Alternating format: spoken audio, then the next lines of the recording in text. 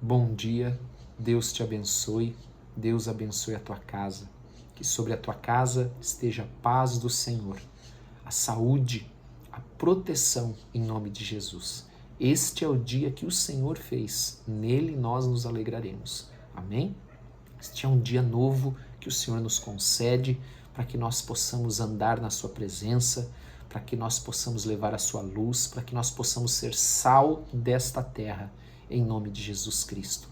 E também um dia para que o Senhor nos dê vitória, nos dê força para lutar, para conquistar, em nome de Jesus Cristo. Amém? Que Deus te abençoe, abençoe a tua casa poderosamente, em nome de Jesus Cristo. Glória a Deus por isso. Amém? Eu quero que você abra a tua Bíblia ali em Lucas capítulo 7, o verso 18. Antes de nós lermos esse texto, que tem o seu texto similar lá em Mateus 11, 2, só Mateus e Lucas citam que 2 discípulos de João foram até Jesus questioná-lo, né? Nós vamos ler aqui, já vamos ler aqui. Mas aqui, contextualizando esse texto, você sabe que João Batista, nesse momento, ele já está encarcerado, porque, como profeta, ele denunciava o pecado. E ele denunciou o pecado de Herodes, que estava casado agora com a esposa do seu irmão. Então ele disse que não podia. Isso não podia. E por isso, Herodias odiava João Batista, ainda que Herodes tinha temor. E ele então colocou João Batista na prisão, manteve ele lá preso. Então, ali na prisão, João Batista ele era informado, né, pelos seus discípulos, porque entenda que João Batista também tinha seus discípulos. Quando Jesus passa e alguns discípulos deixam João, e João diz ainda assim, convém que ele cresça e eu diminua. É algo tremendo, né? O entendimento do seu lugar, da sua posição, do seu chamado, que muitos não têm. Muitos querem ser igual a esse, igual àquele, né? Querem ter o mesmo que o outro tem. Não, cada um foi chamado para uma coisa. Cada um foi chamado para desempenhar um ministério. E João Batista sabia qual era o seu. Então João Batista, ele envia 2 dos seus discípulos para perguntar para Jesus, fazer uma pergunta para Jesus, que nós vamos ver aqui. Amém? Diz assim: todas estas coisas foram referidas a João pelos seus discípulos. E João, chamando 2 deles, enviou-lhes ao Senhor para perguntar: és tu aquele que estava para vir, ou havemos de esperar outro? Então, muitos perguntam assim, mas por que João Batista está perguntando isso? Se ele batizou Jesus, se ele viu a pomba, e ele mesmo diz que ele viu a pomba e aquilo era o sinal de Deus de que ele era o Messias.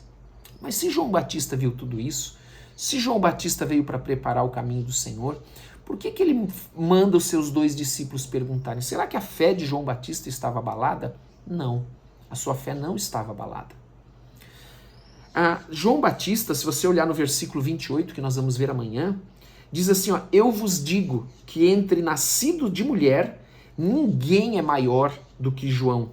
Então até aquele momento, não havia nenhum profeta nascido de mulher maior do que João Batista. E quando ele fala isso, nós podemos lembrar de Elias, Eliseu, podemos lembrar de tantos outros que desempenharam esse papel.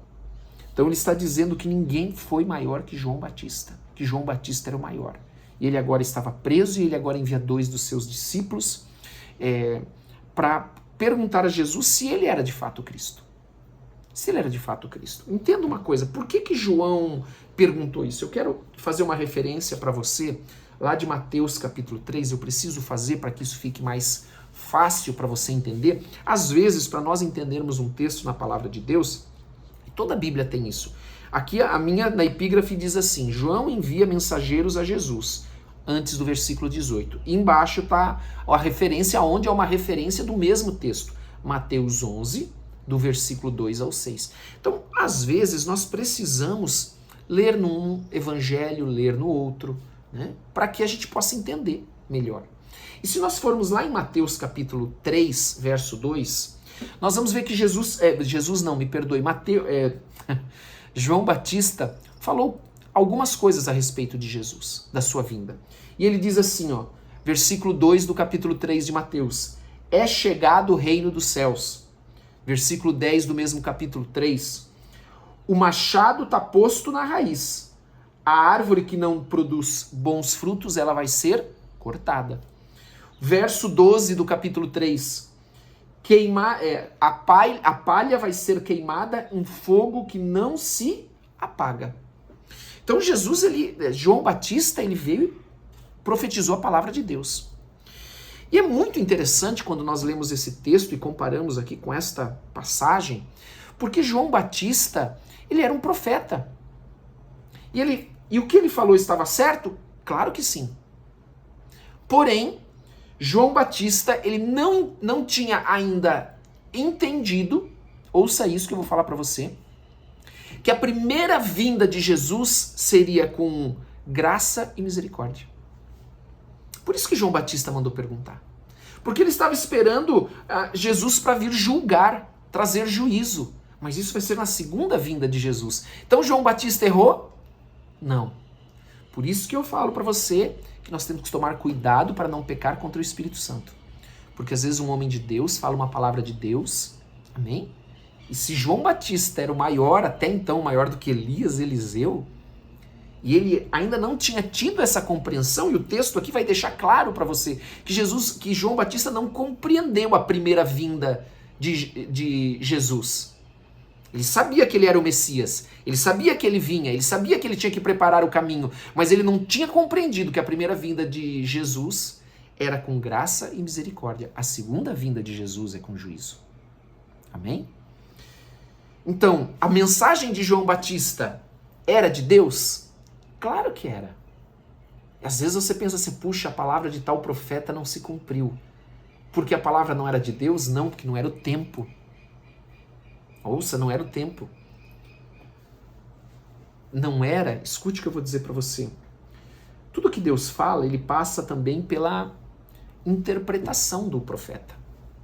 Né? Pela compreensão do profeta. Porque não é... Às vezes Deus dá uma imagem, às vezes Deus mostra uma cena, então o profeta passa a cena, o problema é quando ele quer interpretar a cena, aí que ele se perde muitas vezes. Não quero dizer que todos erram, e não estou julgando ninguém, estou só dizendo para você, aí quando ele interpreta, ele pode errar, e João Batista fez isso. Então, a mensagem que ele trazia era de Deus, vai acontecer ou iria acontecer? Iria, claro que iria. Era uma mensagem de Deus. João Batista era um homem de Deus e é muito profeta de Deus. Muitos homens de Deus. E que Deus está falando e Deus está usando. Mas não era da forma que João, como homem, imaginava que seria. Você entendeu o que eu quero dizer para você? Então cuidado quando você julgar um profeta. Cuidado. Nós temos que ter cuidado para não estar pecando contra o Espírito Santo, inclusive. Dizendo que aquilo que ele falou é do diabo, e sendo que foi do Espírito Santo. Amém? E ele continua e diz assim, quando os homens chegaram junto dele, disseram, João Batista enviou-nos para te perguntar, és tu aquele que estava para vir ou esperaremos outro? Naquela mesma hora, curou Jesus muitos de moléstias, de flagelos, de espíritos malignos, e deu vista a muitos cegos. Então Jesus lhes respondeu, ide e anunciai a João o que vistes e ouvistes. Os cegos vêm, os coxos andam, os leprosos são purificados, os surdos ouvem, os mortos são ressuscitados e o mais importante, aos pobres anuncia-se o evangelho. E bem-aventurado é aquele que não achar em mim motivo de tropeço. Amém? Glória a Deus. Espero que você tenha compreendido um pouquinho hoje desse texto. Amém? Porque o que é um tropeço? Um tropeço é aquilo que, porque nós imaginamos que é de um jeito, nós queremos que seja do nosso jeito, daí não acontece, eu digo assim, não, esse não é de Deus. Né? Disseram, Jesus não é o Messias. Amém? Vamos orar. Vamos orar, que já está dando quase 10 minutos. Vamos lá. Quero convidar você a fechar os teus olhos. Vamos colocar esse dia diante do Senhor. Amém? Pai, em nome de Jesus, nós queremos te agradecer por esse dia, queremos pedir a tua bênção, queremos pedir a tua graça, queremos pedir que o Senhor derrame sobre nós, as nossas casas, o nosso casamento, esposa, marido, filhos, netos, pais, a tua bênção, a tua graça. Abençoa o trabalho também do teu povo, abençoa os colegas de trabalho, aqueles que trabalham com você, que sejam abençoados também, em nome de Jesus, que o Senhor abençoe toda a obra das tuas mãos para que prospere, que o Senhor derrame sobre a tua vida, sobre a tua família saúde, que o Senhor dê ordem aos teus anjos agora, enviando os seus anjos até você para trazer proteção, em nome de Jesus. Que o Senhor derrame sobre a tua vida graça e graça em abundância neste dia, em nome de Jesus, por meio de Jesus Cristo, nosso Senhor e Salvador, em nome de Jesus, amém e amém. Que Deus te abençoe poderosamente. Que Deus abençoe a tua casa, abençoe a tua família, em nome de Jesus.